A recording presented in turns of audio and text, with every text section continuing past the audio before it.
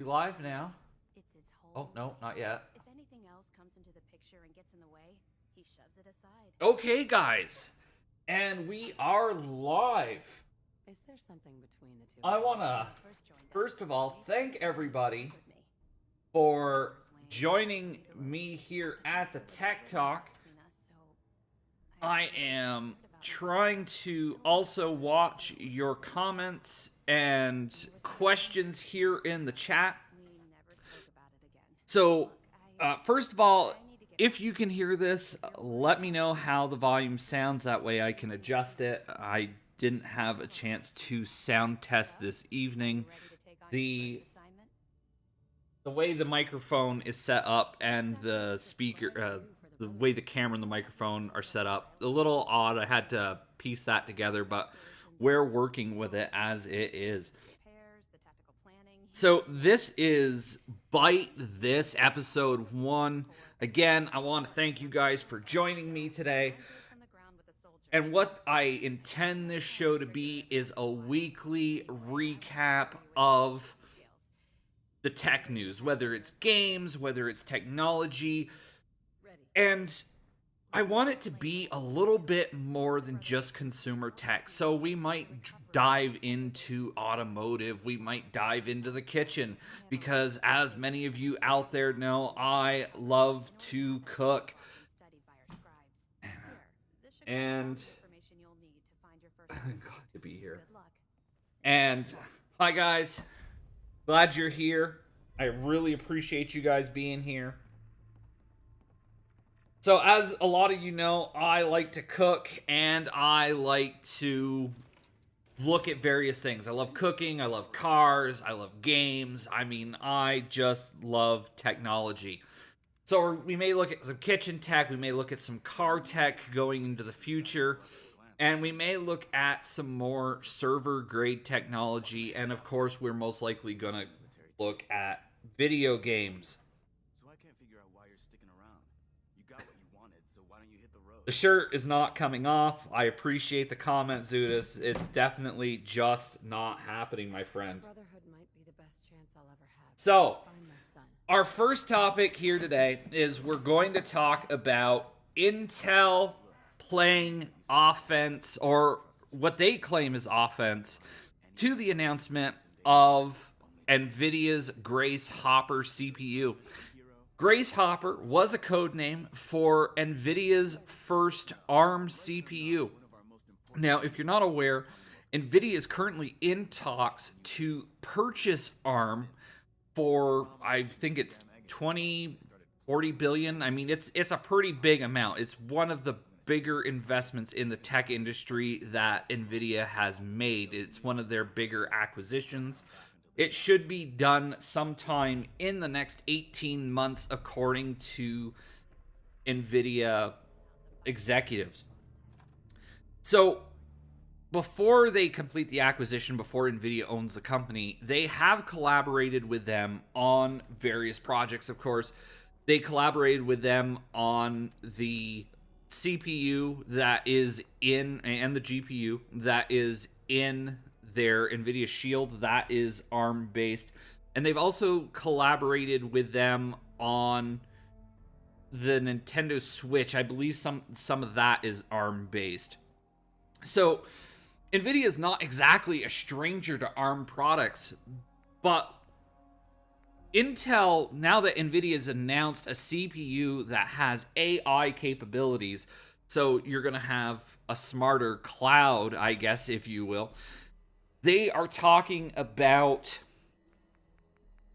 Intel being first. They're talking about Intel's stack and how they're in that space, and how Intel, because they were there first, they are the ones who are playing offense. Now, with the Intel CEO coming out and making these comments, I think it's really, really clear that Intel is really playing defense, because we have seen over the last 2 years how AMD has come in and they have eaten Intel's lunch. Like, they have just eaten them alive, from the entry-level CPU all the way up to the server, with Milan Epic, with Threadripper, and with their Ryzen cores. AMD has done a phenomenal job, and they have come in strong and taken market share from Intel, which was the leader. Intel was, well, for a while, Intel was the only player in the game, as Excavator and Bulldozer were not good products. Zudis, you were saying Mapes needs a laptop. Something to discuss later. Yes, we can discuss that later. I would love to get into that again, some more hardware talk as we're going along with that. So, with Intel doing what they're doing, making the rounds, I actually feel that Intel is playing more defense because of the threat of Nvidia. Nvidia is very well known in the consumer GPU space. However, this CPU that they're making is not aimed at the consumer space. It's actually aimed at the server space, being that it has AI capability.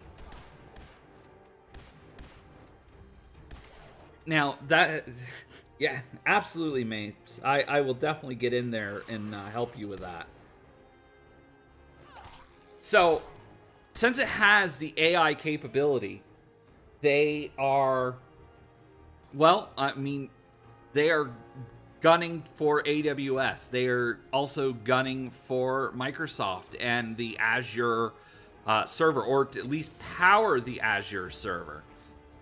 So that is a really big market, which Intel still dominates at this point.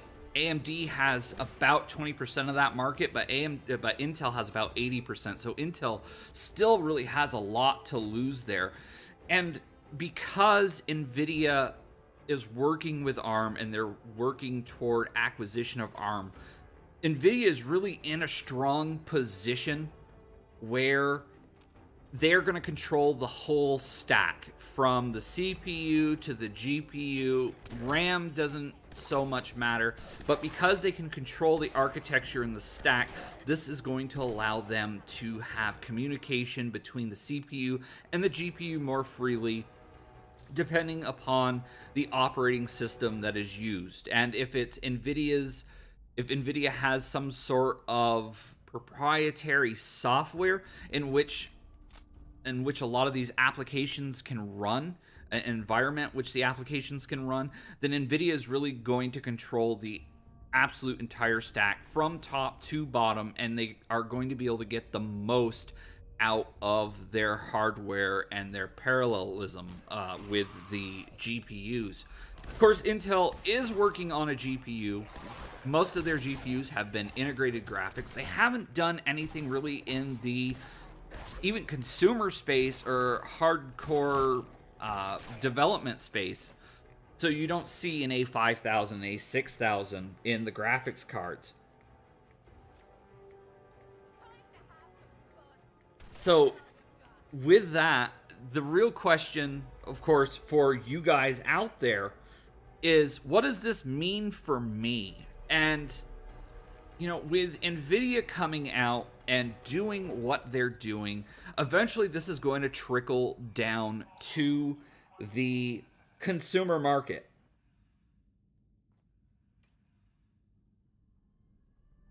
Okay. I was gonna say, is somebody having an issue here with the video?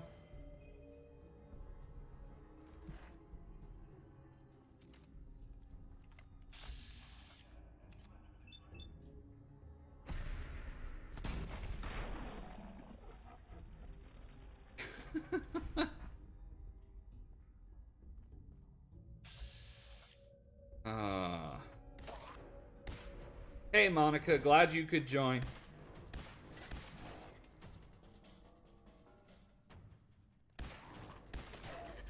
Hey, Nate, glad you could be here.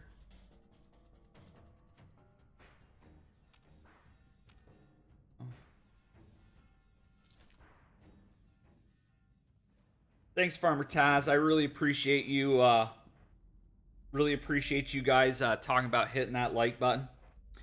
So let me get back to saying how I think this could help the consumer space. Nvidia eventually will trickle a lot of this information down, and they're going to eventually integrate it into the consumer side. Now, if Nvidia is controlling the stack from the top to the bottom, I mean, we already know they have proprietary software in the consumer space. They have Nvidia Reflex, they have the resizable bar, they have, of course, NVLink, or SLI as we come to know it. I think where we will get a lot of advancement if Nvidia were to ever come out with a consumer CPU version, or a version of the consumer CPU, is you could potentially see Nvidia attempting to do what Steam did years ago with Linux. You could see them attempt to make their own Nvidia box, and maybe even competing against the console makers, the first-party console makers such as Microsoft and Sony. I'm not saying that this is going to happen. I'm just saying it's a potential for it to happen, as they do have a lot of infrastructure behind them, and it would also be a logical extension of their core market. I mean, it would be an extension of the GPU market for them to make a console, especially if they're also going to be making CPUs. And also with them controlling the stack, I think we could actually see a resurgence of an NVLink or an SLI in some other fashion. It may operate differently, as they would be able to control the specifications. They could even introduce something that is... Oh, thanks, Taz. No, I really wanted to stop in and see what you were up to and see how you were doing.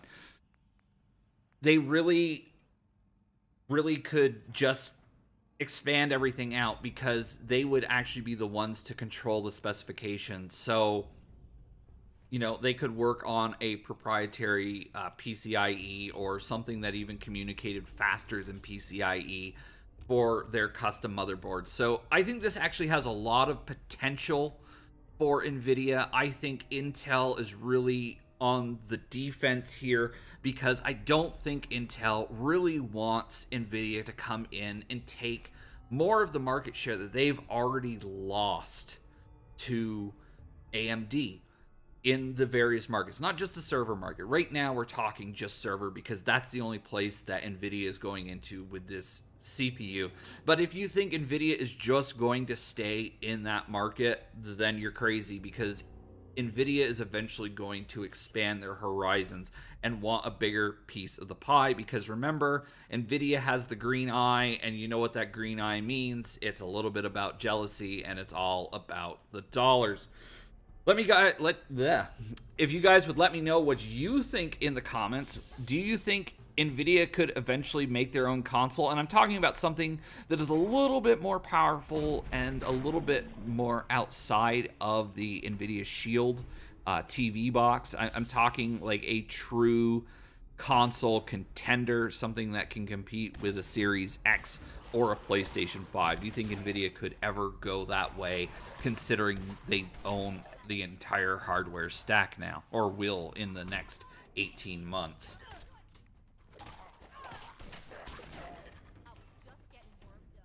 Oh, M-Tank is sending his regards. I really appreciate that, Zudis. You'll have to tell M-Tank that I say hello, and I hope he is doing well. I'm sorry we couldn't do this earlier for him to join us. So I definitely want to know what you guys think. And we're going to move on to our second topic for the evening. Second topic for the evening. Oh, wait. Mapes, let's see. It would take a whole lot of effective marketing advertising to jump into the big name consoles. Yeah, I mean, I agree with you there. I think it would take a lot of effort for them to jump in, but if somebody is going to do it, it would have to be Nvidia, because that company, their market cap is billions of dollars. I don't think they're quite as wealthy as, say, a Microsoft, because Microsoft's been around for a very, very long time.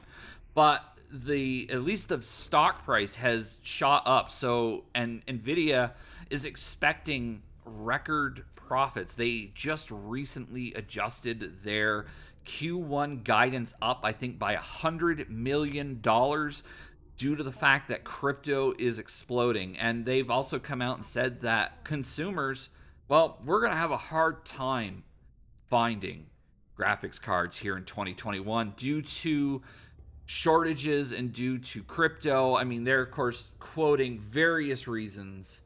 I know there's some of you out there that think that's a bunch of crap and that Nvidia should be doing better. But, of course, I think it also could be due to the Samsung process. I don't really have any knowledge on that 8 nanometer process. I know it's a revision of Samsung's 10 nanometer process. So it may be new and untested. Let's see. Nate Spears is saying someone would mod the console to mine crypto anyhow. We'd never be able to buy it anyway. I mean, that could be good and possible. I mean, there were people talking for some time that the PlayStation 5 was actually moddable and being able to mine cryptocurrency. We all know that Microsoft, at least in the past, especially with the original Xbox, that Microsoft can lock down their consoles pretty well and make it pretty hard to mod it. I'm not saying it's going to be impossible, but they do make it pretty hard. The one thing that I heard about the PS5 mod hack, whatever you want to call it, is I heard it did happen, and then I read it didn't happen, and then I read it did happen. So not really 100% sure what is going on with that situation. If they are actually even modded, if they're actually able to mine cryptocurrency with a PS5, that would be actually very interesting. Although I know scalping is a big issue with the consoles, bigger issue with the GPUs and CPUs at this point.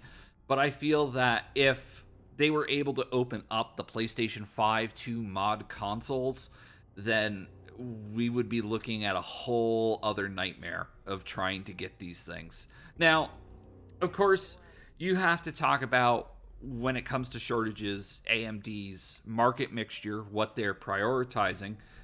And apparently it's consoles. They're prioritizing consoles over their own CPUs and GPUs, because I'm assuming that the deals that they made with Microsoft and Sony were actually quite lucrative for them. And at least in that first year, that is usually when the design company will make most of its money from a deal like that, because they do the designing of the chips. Of course, there are royalties and residual kickbacks for manufacturing each piece because they designed them, but most of that money comes in the first year, and that is most likely why they are prioritizing that over their own CPUs and GPUs.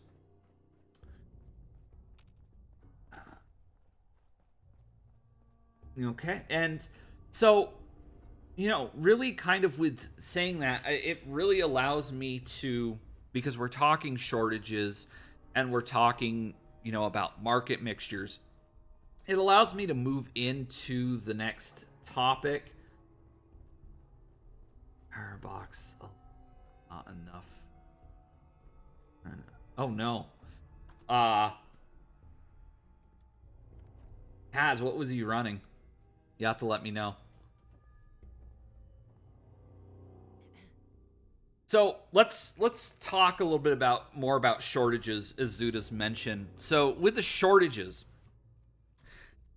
there are a lot of things going on in the world right now. A lot of people, a lot of companies will be very, very quick to go to, well, it's the pandemic. It's the global crisis that we're in, and this is why there's a shortage. Well, and then there are other reasons. You have supposedly a water shortage in Taiwan. You have the inability to buy shipping containers to get items from China to the United States. You have what was a blockage in the Suez Canal. You have, it just seems to be a perfect storm. Well, things are going to get worse. And they're going to get worse because TSMC yesterday, the 14th of April of 2021, ended up having a power shortage because QQ or Kiki Electrical in Taiwan ended up cutting a voltage cord that ran to a TSMC fab factory. TSMC did not have to evacuate the building. Nobody was hurt, but it did cause some damage to wafers. Now, there at this point isn't an official notice of this, but what a lot of people are speculating is about 30,000 wafers were damaged in this power outage. Now, 30,000 wafers, and I'm being, I think, slightly conservative with this number. At 7 nanometers, you are looking at roughly around 162 chips. Of course, it's probably a bit more than that, but let's be conservative because even chips that partially don't work can be used in lower models. So, with the factory going down, if you have 162 chips per wafer and 30,000 wafers, they've lost, damaged, or destroyed about 4.8 million chips. That's a lot. And TSMC services Apple, and more importantly, they service AMD. AMD, of course, is the one who's making the consoles. They're the ones who are putting out the Ryzen chips and the Radeon GPUs. I mean, talk about not a good time for them to actually have this type of problem. This could really, really hurt supply for that company going forward. It could also delay the consoles further from getting that critical mass market share where a lot of these companies may feel that, hey, okay, we can finally switch over to a Series X and PS5 only game. It may extend the life of the last gen consoles. Let's see here. Getting into some comments real quickly. He hired a structural engineer. Yeah, okay. Hard to boot up a PC when you're running an AMD CPU and no integrated graphics. Yeah, no, that's really hard. You need a graphics chip to boot up that system. I mean, whether it's integrated or discrete.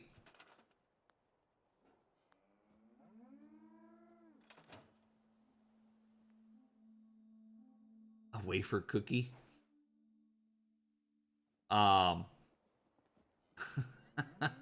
Wafer cookies. Okay, so I'm going to continue here. And so with these shortages, TSMC is going to lose a lot of money. They're going to, I would assume, I wouldn't be surprised if there's some lawsuits between them and the electrical company, and then with them and the people that they are supplying their chips, because they may not be able to make deliveries. I mean, 30,000 wafers is quite a bit. I don't know what percentage that is of TSMC's daily production. I mean, it is only one factory, but it's a lot of chips to lose.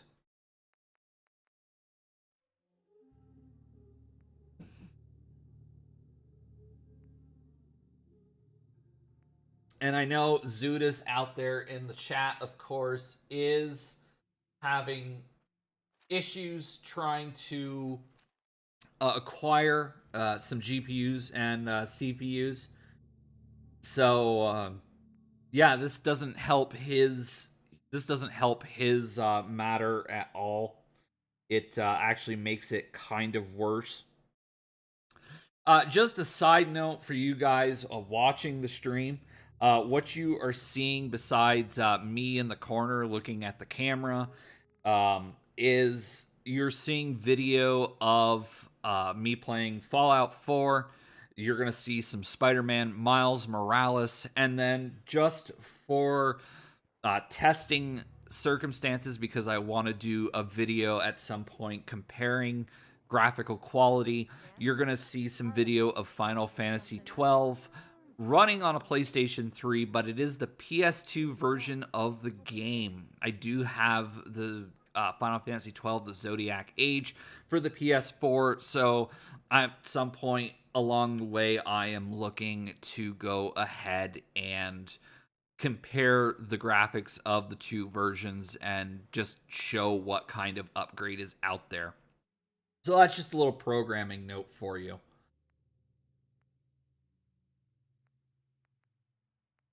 The so the next topic, because as I said, that's kind of wearing out shortages.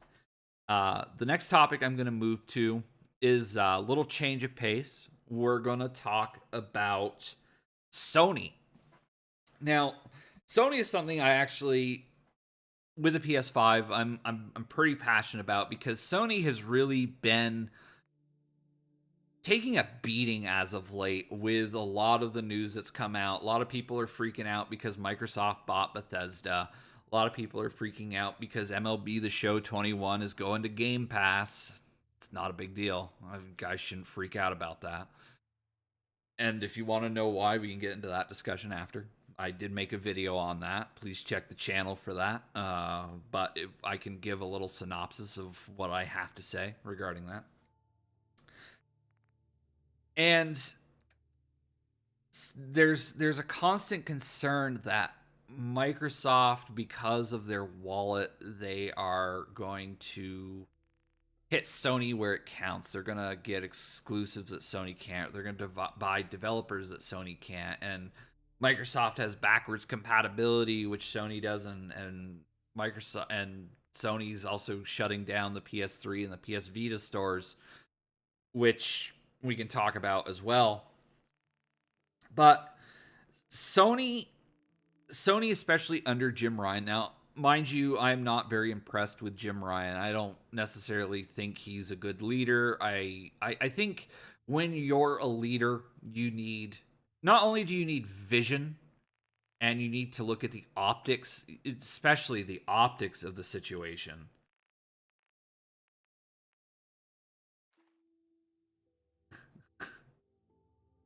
Hey Monica, yes, it's an amazing thumbnail. Everyone, Monica did the thumbnail, of course, for that video. She does have her own channel on Twitch, where she does graphic art, and she also does crafting art. Really amazing work. I love everything that she does. I, of course, couldn't draw a stick figure, but she really does some amazing stuff. She did a 100 subscriber plaque for me, which really looks like a real YouTube plaque. So thank you for that. And, if you enjoy arts and crafts, if you enjoy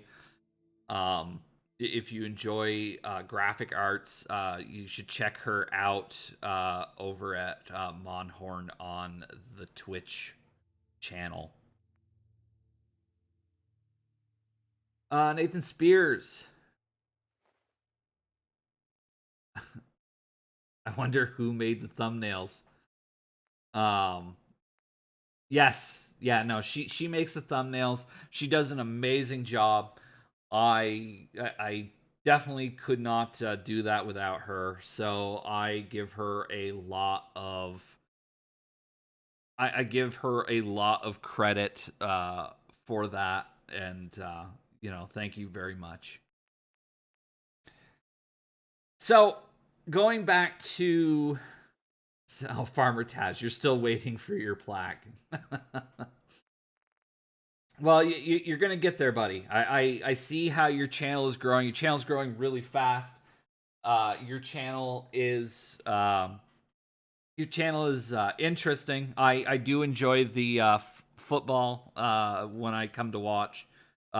Usually I end up catching the video once it's posted. I don't catch you doing it live.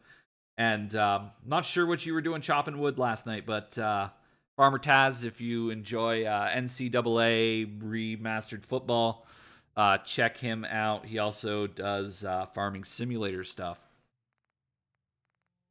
And then Zudis at some point is going to have a channel as well.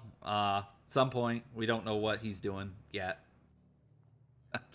But he's gonna be up there. So I appreciate all these creators for coming out and supporting me, and I really appreciate you guys being here.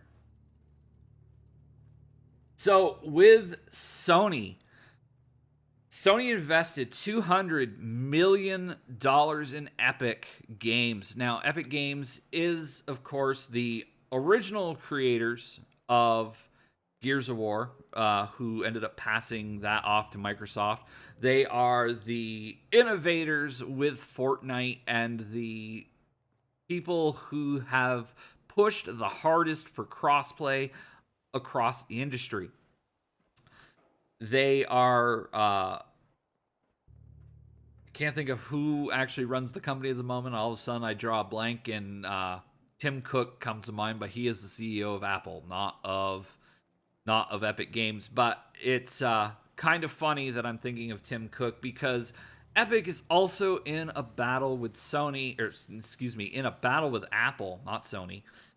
And this could actually lead to, at some point in the future, if it goes poorly for Epic Games, it could lead to Sony eventually getting a larger market share of the company, or larger share of the company.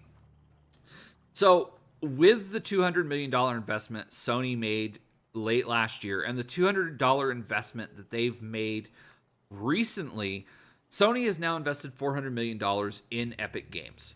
Sony, based on the valuation of Epic Games, the valuation of the company, the market cap is $29 billion.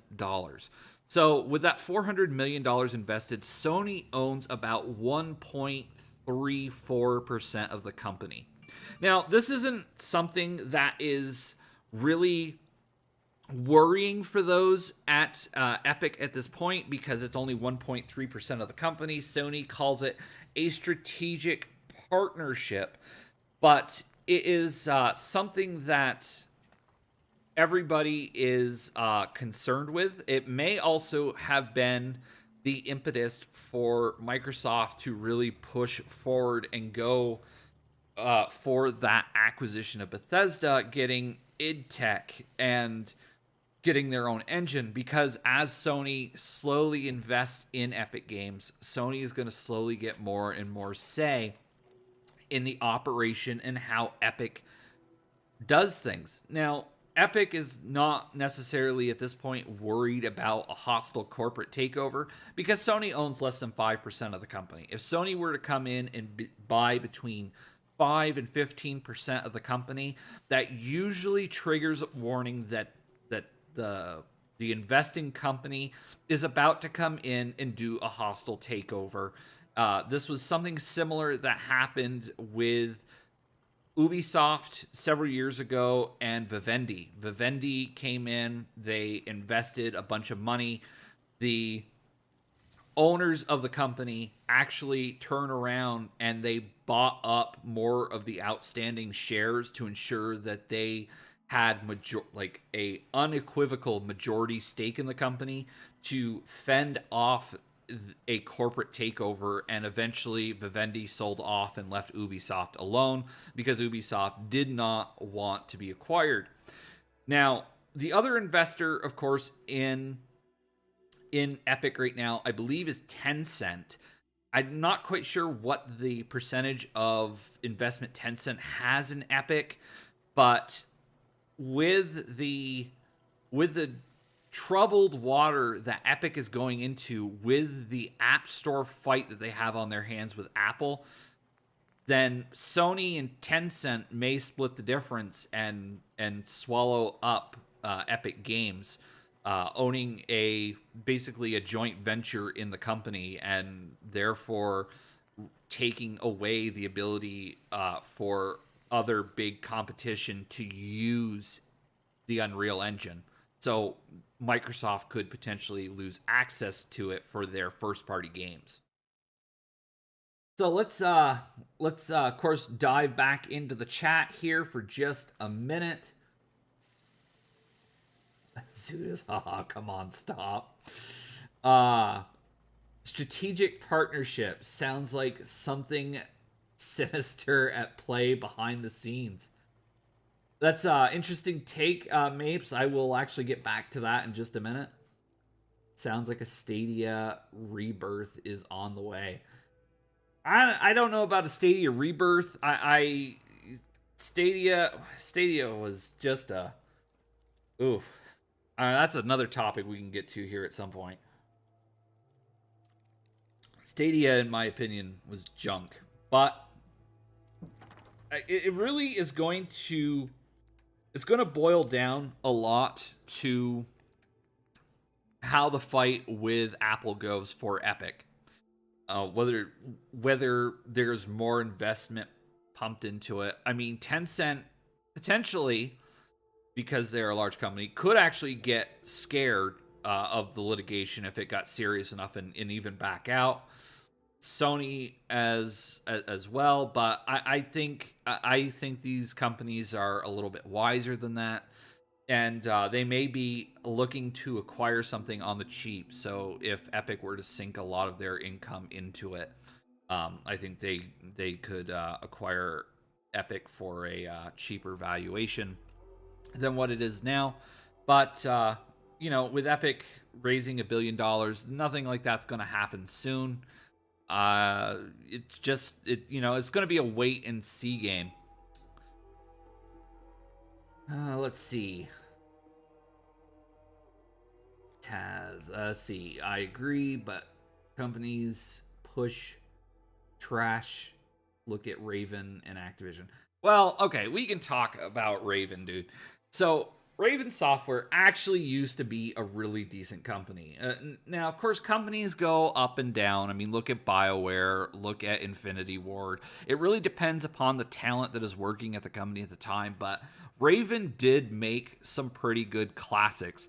I believe that Raven, and again, I would actually have to do a little bit of research on this. I believe Raven actually had their hand in some of the Dark Forces games on the consoles, the later Dark Forces games, not the early ones. So I'm talking about Jedi Knight 2. I think they had their hands in that. I think they helped out with that. They also made, of course, the Soldier of Fortune games. So Soldier of Fortune 2 was one of theirs, which was really kind of a cool game for its time. But, companies go up and down. It depends upon the talent that's still there. And it could also be that Activision's pushing something on them that they don't necessarily understand. So, and, depending upon how much development time and how much budget they're given and the size of the team, there are reasons why things suck. I mean, and some of it's due to mitigating circumstances, and some of it is due to the team not understanding what makes something fun. Of course, you had the Halo guy out there at one point, and he was talking about, what was it, the 15-second gameplay loop or 15-minute gameplay loop. If it's fun for 15 minutes and all you got to do is just do it and do it and do it over and over and over again, and basically you will come out with an amazing experience. So it could be the possibility that these guys just don't understand that. I mean, it could be, of course, everything is subjective in this life. It's not everything's subjective in this life, but a lot of things are subjective. And, what is really trash or crap to one person could be something amazing to another. So we do have to give that a little bit of leeway when we are looking at that. So I guess I would just ask you to take that in mind and keep an open mind when you're looking at these things.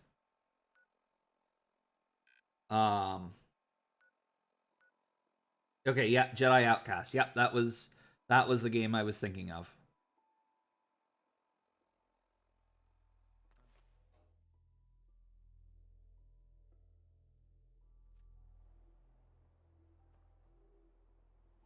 Yeah, okay, yeah, Soldier Fortune 2.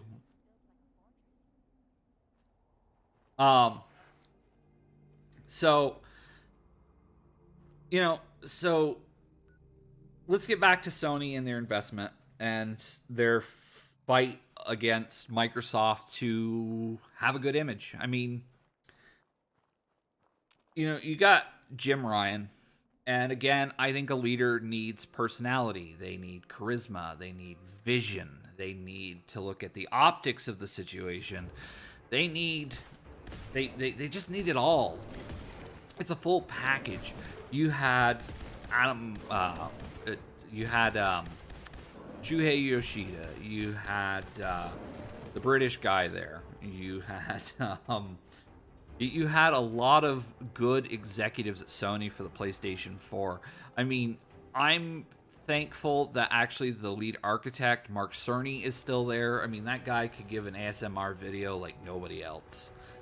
And, let's see. Zudis, you're saying Activision is trying to do Fortnite-style updates in Warzone and failing miserably.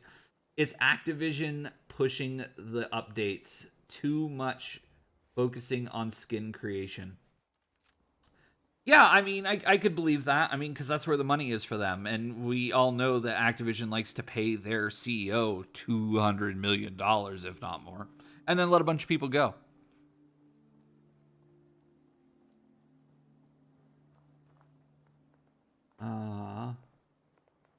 Laugh my ass off. You remember that. It was the best.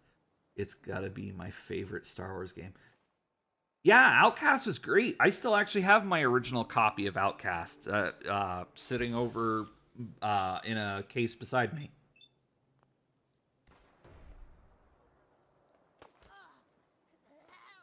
Like everything else, Zudish is saying everything else in the bigger business, shareholders first. Yes, no, absolutely.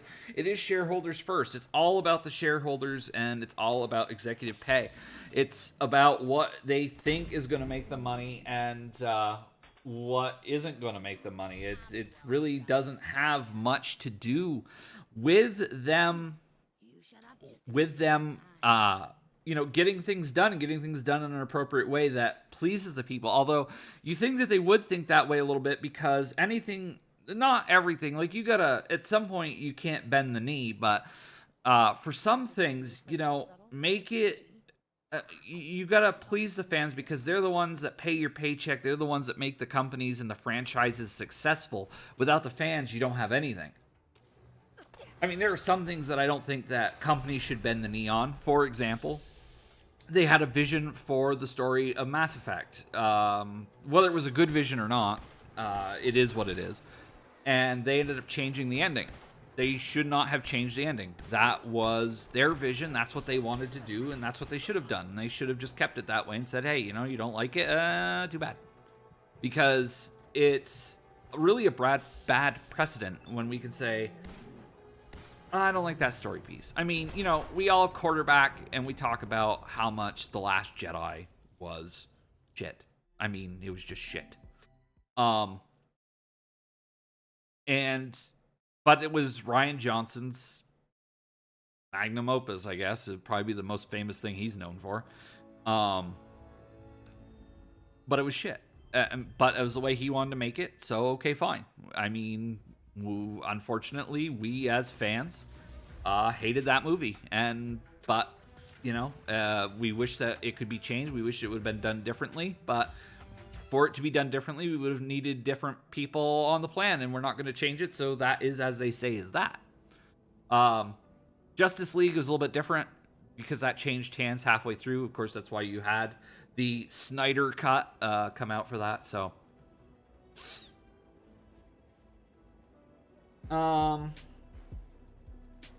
you don't bend. Yeah.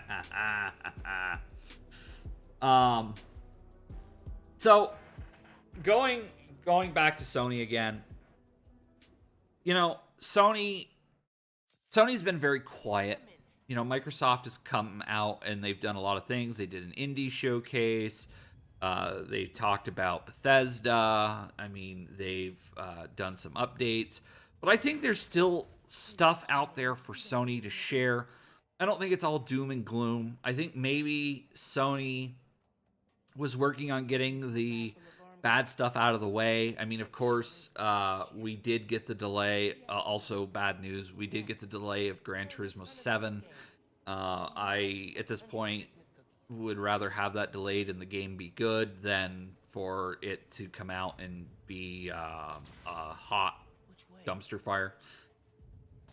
But, excuse me. But I think Sony really does have some good stuff on the way. You know, we talk about exclusives. The one problem with some of the exclusives that Sony has bought into is the fact that the exclusives came out on the PS4 and we've already seen them. Final Fantasy VII Integrate. Yeah, it's getting a PS5 release. Yeah, it's getting some updates. But if you really wanted to play the game and the content and you don't care about the graphics, because there's some people out there that are about the gameplay and not about the graphics. They've already seen it. So the announcement isn't necessarily that big. And, you know, they've teased God of War, but God of War probably at this point isn't coming in 2021. Most likely it's going to get shifted to 2022. Again, pandemic. So I'm wondering what is going to be at E3 if the rumors are true and we are getting The Last of Us remastered, and I'm going to go off about that in a minute. We're going to transition into that whole mess. Is Sony really needs to come out with some more blockbuster announcents. This first update we got is good. It's a shift in the right direction. Some back compat would be great, even if they make you buy some of it. I mean, if they, you know, it'd be great if they just allowed you to run the disc, but maybe the hardware isn't capable. Maybe it doesn't have the red laser. I mean, it's possible. So it just is frustrating on how Sony is being so silent. I mean, of course, Sony does have some other exclusives that we don't necessarily know about yet. We haven't seen much in terms of Final Fantasy 16, whether that's this year or early next year. I think that could be a bonus. PlayStation fans seem to be able to get early access to the Resident Evil Village or Resident Evil 8 demo, I believe. They just did a stream on that right before we started this. They ended about 6:30, I believe. So that's fairly new news. Did you? Damn, Miles. For a skinny ass kid, you hit hard. Uncle Aaron? Oh, Taz, yeah, no, you're right. The silent ones are the deadliest ones. I mean, they're the most dangerous ones out there.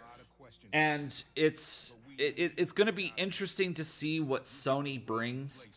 You know, because even a lot of people talked about, oh, it's such a big deal. MLB The Show, it's coming into Game Pass, Sure, it's coming into Game Pass. Great. I was talking with Zudis. Are you going to need a PlayStation account to play that online or to cross-play that? Are you essentially giving information to Sony so that they can market to you? Is this a test for Sony to see how well a Game Pass sort of service does for their games? If you're really a PlayStation hardcore, are you going to buy it on Game Pass? chances are, if you own a PS5 and you don't own a Series X, you're not going to go out and buy a Series X to get this game. It's not going to move the needle that much. This is still for the Xbox hardcore. It wasn't something that was greenlit by Sony. It was something that was greenlit by the MLB. It's not going to move the needle. I mean, honestly, if life was fair or business was fair, the MLB should have told Microsoft, hey, go make your own. Not like Microsoft hasn't made a sports game before. NFL Fever, anyone. But that's generally my thoughts there. And then going back to the Sony studios, you know, some other bad news. You had Sony Bend not being able to make Days Gone 2. I mean, whether that's a good thing or not, I don't know. I haven't played the game. I own the game. It was, if you actually own a PS5, it is on the PlayStation Collection. You can buy Days Gone, or you can get Days Gone for free. It's a zombie game, of course, because everything seems to be a zombie game. It's an open world game, which seems to be Sony's forte. You know, some people say the game wasn't that great. Some people say the game was awesome. Again, I haven't played it, but it did make Sony money. But they turned around and they said, we're not going to allow you to do a sequel. Okay, why wouldn't you allow somebody to do a sequel if the game made you money and it made you a considerable amount of money? Seems like there was enough people out there that liked it and wanted to play it to make it worth doing a second one. I mean, unless it had a lot more problems and it cost Sony a lot more money than they were originally expecting it to cost them. So Sony being concentrated on the big blockbusters, you know, making studios support Naughty Dog to help with all the various projects over there. I mean, I think that's a very dangerous combination of management decisions. Again, you know, a lot of people say, hey, it's Herman Hulst that's making these decisions on budget and whether first-party games get greenlit or not. Well, guess what? Just like we blame Phil Spencer for the disaster that is Halo Infinite, there's Bonnie Ross under Phil Spencer. Bonnie Ross is the real reason why Halo Infinite is such a mess. Yes, Phil Spencer should have stepped in and said, hey, what's going on? Get your act together or get out of here. And Jim Ryan, as the boss of SCEI, should be doing that to Herman Hulst, saying, okay, why isn't this, you know, because it's not like he doesn't see, it's not like he doesn't have the meetings and doesn't see the schedule of games coming out. It's not like he's not aware of the games that have come out. So he should be saying, you know, why didn't this get a sequel? But maybe the man's not a gamer, so maybe it all just looks the same to him. But I can't imagine somebody working in the industry that long and not enjoying video games. It just doesn't seem like that would make sense to me.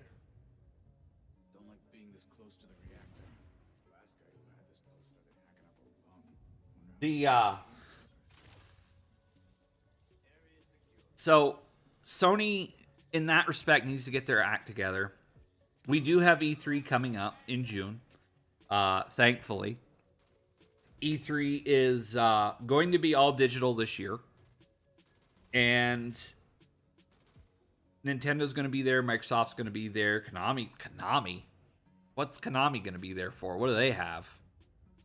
I'm hoping it's a pachinko machine with I don't know, Metal Gear Solid characters. Metal Gear Solid pachinko for the States.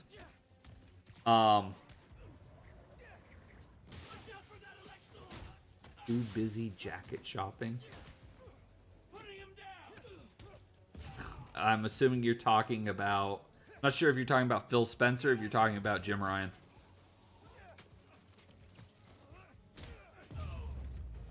PES 2022. I'm assuming that's a soccer game, Taz. PES 2022.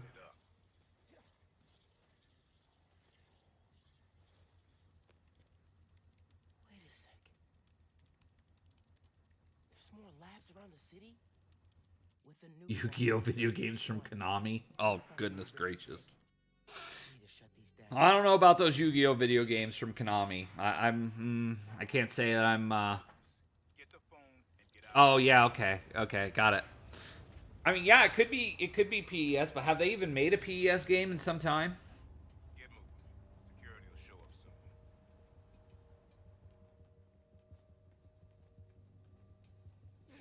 The Someone messed with that computer. the thing with a lot of these games and a lot of these decisions is the fact that I don't know if Jim Ryan has a vision. Jim Ryan, at least as far as his vision goes of the past, it's not great. And all those guys too. Because they've also made the decision not to join CES 2021.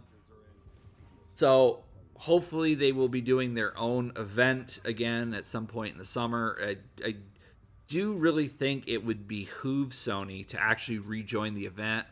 Last year, at least on the consumer side of things, and actually I would love to hear your guys' comments below, is last year a lot of the events were really spread out. We didn't get all the information all at once. They wanted to do multiple events. They wanted to do a lot of different things to trickle out information. That might have been better for them, but it made it really frustrating for consumers. I didn't like it, and I'm curious how you guys felt about it. Sure you're not hurt or, you know, dead. And hopefully, Got my uncle here helping. with CES coming up, that this will be a return to form, that more of the companies will actually give out most, if not all, of their information. I believe Tokyo Game Show this year was canceled. Gamescom is going to be completely digital. And we're going to talk about Computex here in a minute, but Computex is going to somewhat of a hybrid presentation where select people are going to be allowed to go, but majority of it will be digital. If you're not aware what Computex is the major PC parts, I don't know if I want to call it a consumer show, but it's the major PC parts show.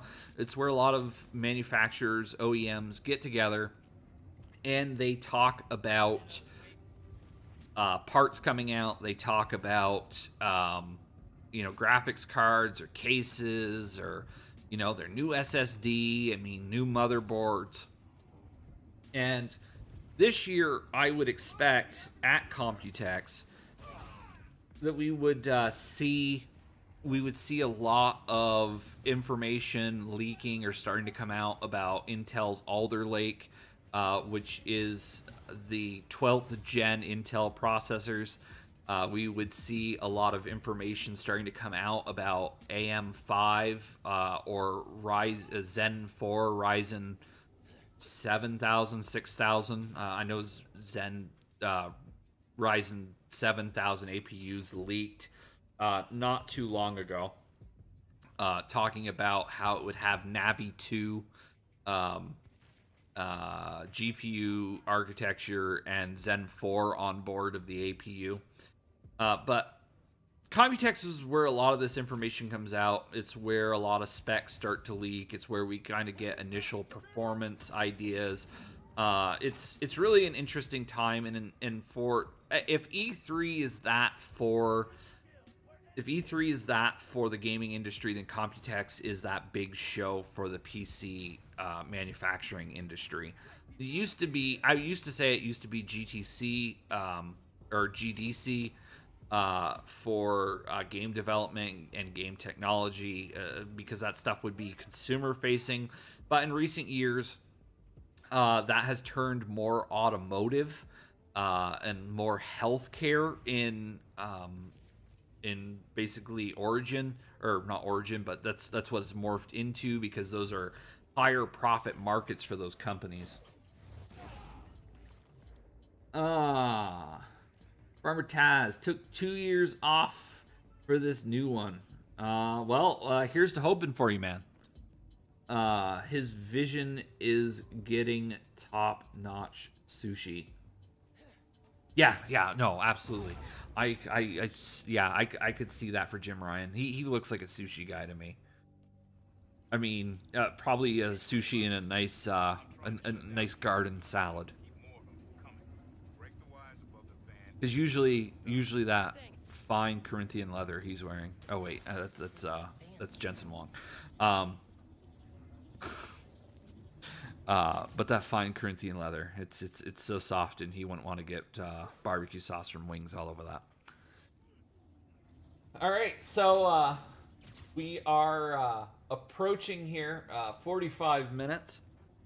I'm gonna take a moment to take a sip of today's show sponsor. Not really, just my favorite beverage. It's Pepsi.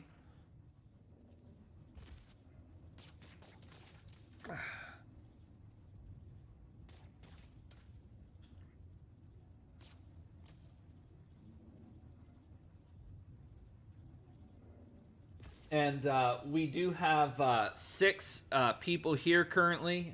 Was 7. If you guys really could hit that like button, man, I would appreciate it to help give the channel some exposure. I do have a lot of people. I have some people, of course, that view the videos.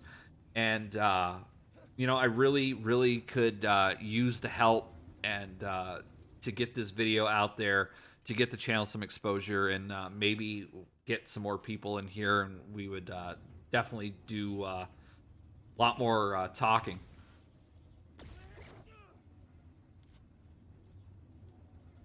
So, all right. So we're going to move on to the next thing. The other topic that I had, that I kind of saw this the other day, and this is more into automotive technology, and I guess this was being put on by Audi, is the advancement of headlight tech in other parts of the world that apparently here in the United States we can't have because of a law made in 1967, which strictly defines what a high beam and a low beam is, and what it should and can and cannot do. The law is actually so restrictive where it literally says that the light has certain dimensions and it must be directed a certain way. So Audi, whichever way you prefer to say this, actually has developed a headlight technology where the light in and of itself is smart enough. Now, and I'll tell you my 2 feelings on this tech here in a minute, but the technology in and of itself reshapes the way the light beam hits the road, and it shifts it so if you're turning a curve, that you would be able to see where you're going. Now, we do have something like that here in the States, but the lights are actually controlled by the steering column. So if you turn left or you turn right, it'll shift the lights. But this technology is actually talking about like smart shutters in the light. What's the word I'm looking for? Manifold, or the basically the holder of the light, being able to shift and change shape to actually bend the light or shift the light in another direction. And they're talking about how this technology actually would be quite a bit safer than these headlights that a lot of people on Facebook talk about, saying blind them so much and that they're so bright that you could see into the future. So I do find that technology rather interesting. I do find automotive tech actually quite fascinating, and that actually allows me. Oh, Farmer Taz. This is how we end up with Skynet and the Terminator. I mean, it's possible, man. I mean, I don't know. There is stuff. There is something out there actually called Skynet. I'm not sure what it actually has to do with. I've never looked it up, but there is something out there called Skynet. Rick was trying to save people. Krieger killed him. Don't want. Well, see, so here's the downside of my view of this technology. You got your phone. The downside is it's more moving parts, and the more moving parts you introduce into something, the easier it can break and the more money it costs to repair it, especially when you start at the higher end. Supposedly this technology exists in cars in other countries, but again, it has not made its way to the United States or North America because laws that were put in place here. Stand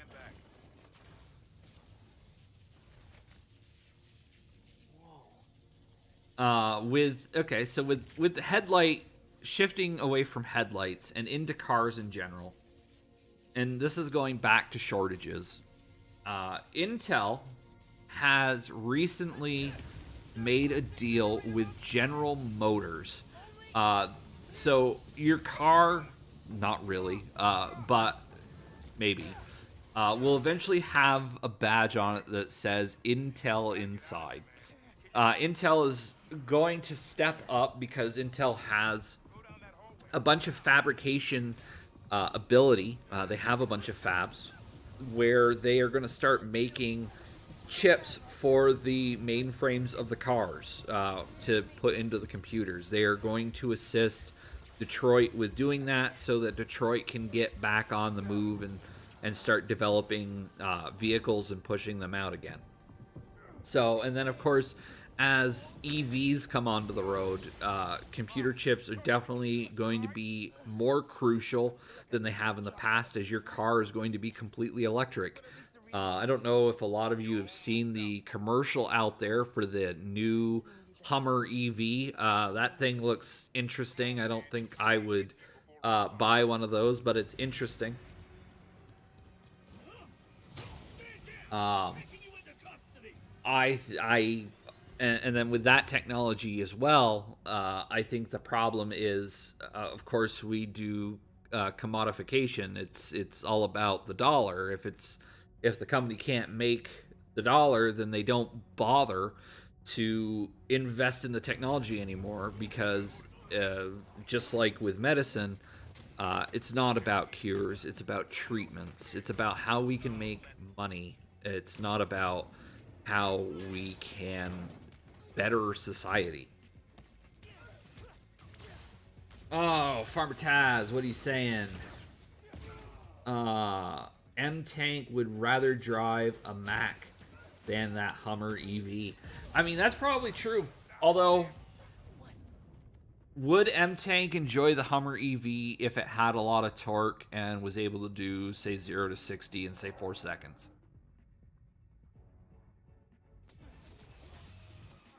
Thank you, C3PO. Let's do this.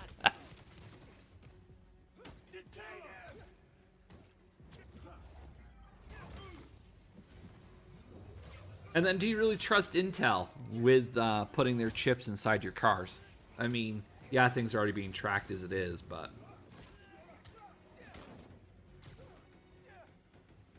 Okay. I'd actually be curious to get M-Tank's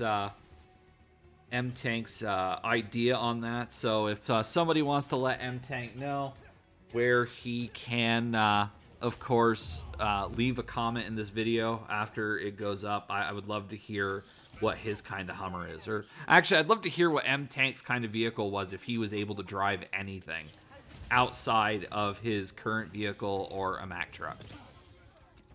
You take the left. I'll take the right. So right now, you guys are watching, of course, Spider-Man Miles Morales gameplay. One of the PS5 games that's out there. Really actually enjoyed that game. I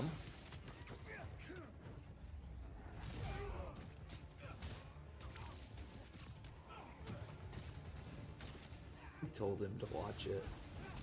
Well, thanks, Farmer Taz. That's actually very kind of you guys. And like it.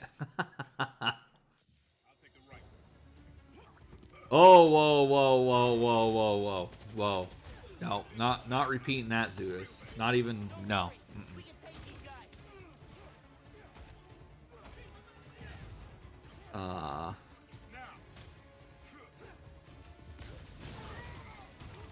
Thank you, Farmer Taz. I really appreciate that. We've got 7 people here right now, and we've only got 2 likes. So, I mean, you know, if you're not liking what you're seeing or you're liking what you're hearing, please leave a comment here, as I am looking at the comments. Oh, what was... Looking at one other article here, and I was actually trying to pull some articles from today to make sure that the information that I was giving was really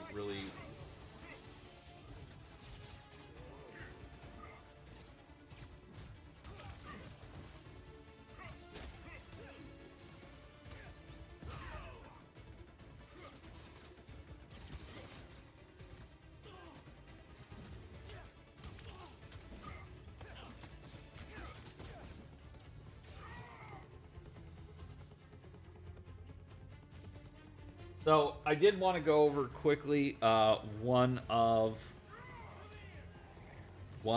the game deals that I did see go up on Steam and Games with Gold. It is Titanfall 2 Ultimate Edition. That game was $2.99. I'm not sure if it still is. That was late yesterday.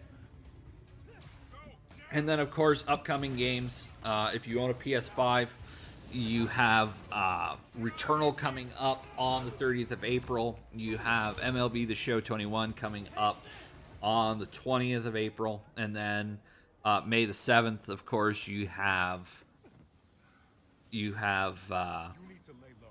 Resident Evil Village, Resident Evil 8. And then I believe Pokemon Snap is actually coming up sometime soon before the end of April, if you're into that Pokemon fuzziness. It's not just that. Let's see. Protecting New York is my job. Oh, dislikes, though. That's kind of amount for something. I mean, I'm not sure how that works. You just told me don't take off. Not sure how that works, Zudis. I don't know if it's no matter what, it helps the channel as long as people are interacting with it. She's too smart for that. You'd be surprised. People get stupid when they care about someone. So is out of the few releases, anybody that I just mentioned, is anybody looking forward to anything, or has there been anything recently that you guys have played that you've been really interested in?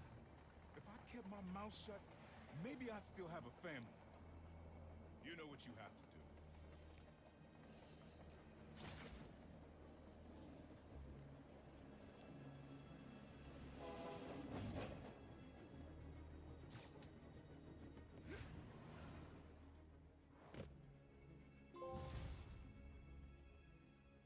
Okay, I should call Finn. No. Oh yes, that's right. I've got to check on the city. Yeah. That's right. I do remember you playing some Pokemon. I do remember you actually playing, of course, a little bit of Animal Crossing. Those do, of course, come out with... Well, at least the Animal Crossing comes out with frequent updates. Of course not. Just saying. So did you find Finn's phone? Yeah, but it melted after I absorbed energy from a Nuform reactor. What? How are you not dead? Actually, and let me expand the question for anybody that's coming in after the fact or watches this video after it goes up. Is there, considering the fact that a lot of games have been delayed this year, whether it is Dying Light, which got a release date supposedly late for 2021, whether it's Deathloop, whether it's God of War, is there something out there that you are really looking forward to playing that has now been moved into unknown territory. Other games that were delayed, Star Wars, Lego, Skywalker Saga was delayed indefinitely. There's no date on that one now. I mean, I'm trying to think. That there was a bunch of games slated for early this year that just got delayed into oblivion due to the pandemic. So, is there a game that you're really looking forward to that maybe got delayed into next year? And is there a game, and because of that, is there games out there in your backlog that you want to play? Something that you've been meaning to get to that you haven't had a chance?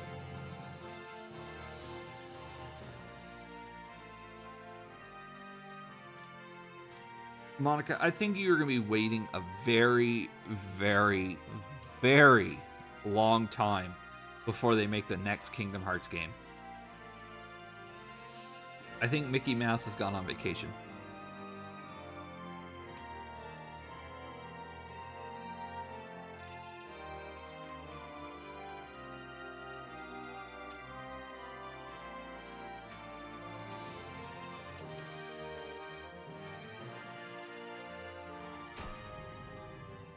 Let's pull this here real quick.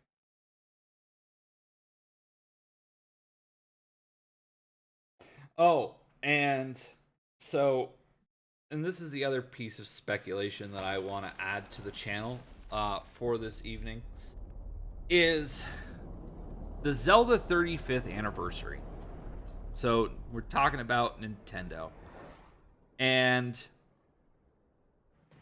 whether or not Nintendo is going to make as big of a deal or a bigger deal of Zelda than they did of the Mario anniversary. Of course, for the Mario anniversary, we got Mario 35, which had Mario Galaxy, Mario 64, Mario Sunshine, all bundled together.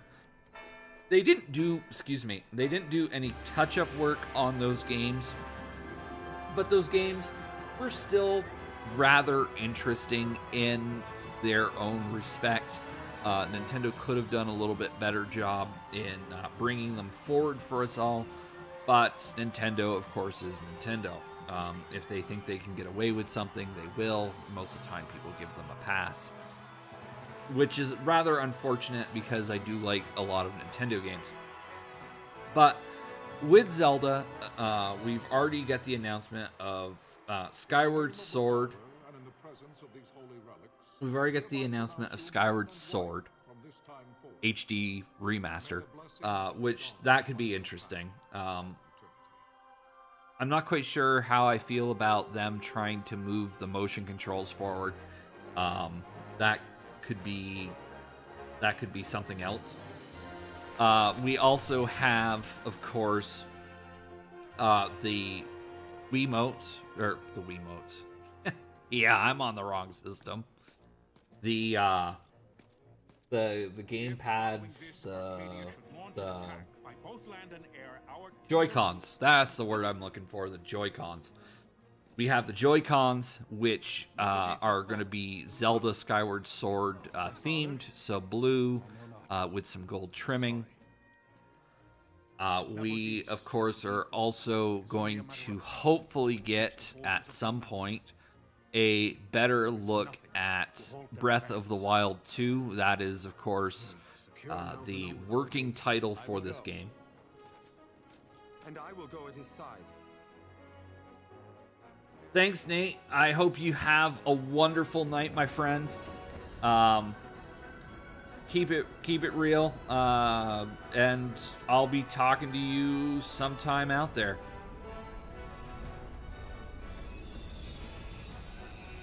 Thanks for coming.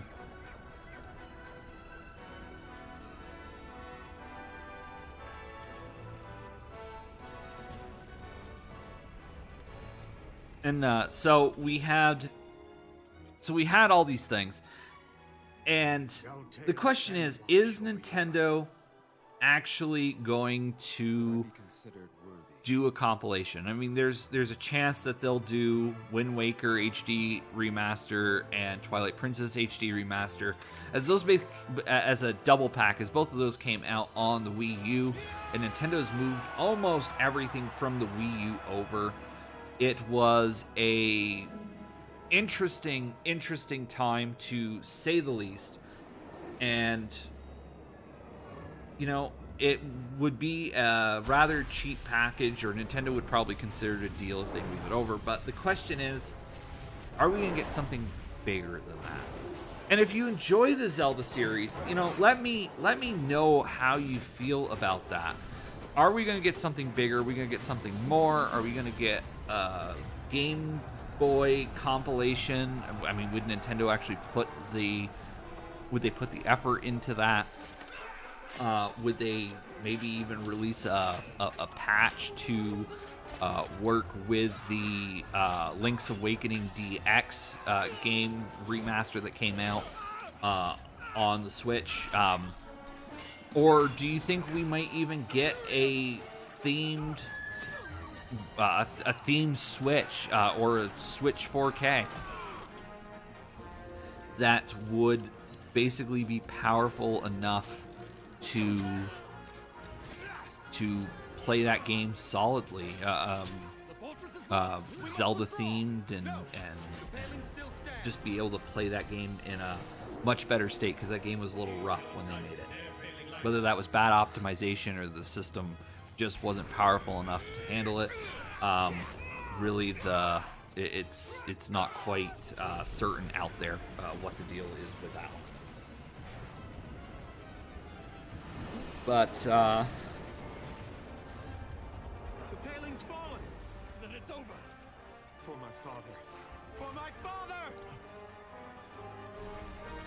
Lord Wrestler!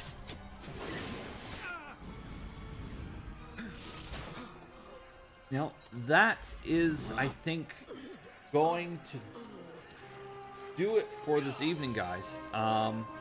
I've kind of run through the topics that I wanted to talk about, and I really appreciate you guys for joining me this evening. I hope you are all safe and have a great evening. Thank you for coming, and I'll see you in the next episode.